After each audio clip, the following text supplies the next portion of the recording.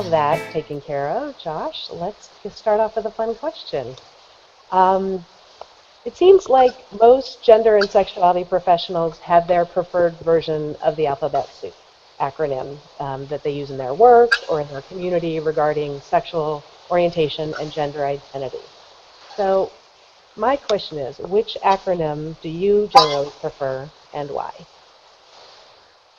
Thanks, Melita. That's a great question.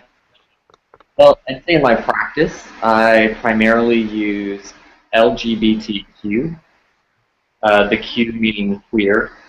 I think that it is the most commonly used, specifically with a lot of the clientele that come into my office. And everyone seems to have a certain degree of comfort with that alphabet soup there.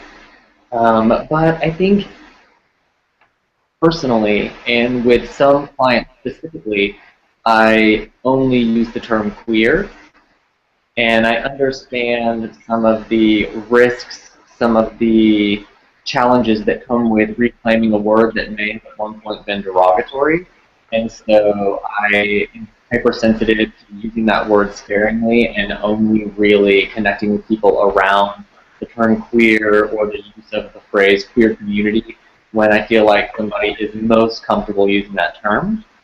So lately I've been trying to make a transition, particularly with my clientele.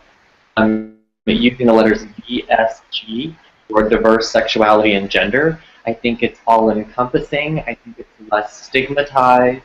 I think that it doesn't create an us versus them false dichotomy. So I've been really trying to think that through and raise awareness. Great. Yeah, well, it's interesting with DSG, so diverse sexuality and gender. I've also heard gender and sexuality diversities. And so I'm wondering, just because you can kind of reorganize those three letters, are we going to be dealing with another alphabet soup? Or do you think this one's going to stick and be pretty straightforward? You know, I think that's a possibility.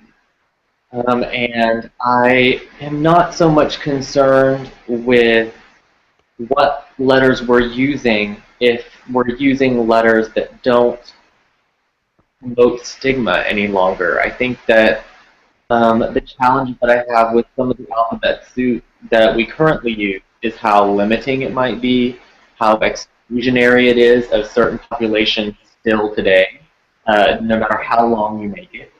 And the good news about diverse sexuality and gender, or gender and sexual diversity, however you rearrange those letters, there's a lot of inclusion, and it creates a spectrum that everyone exists on and doesn't really limit anything or anyone.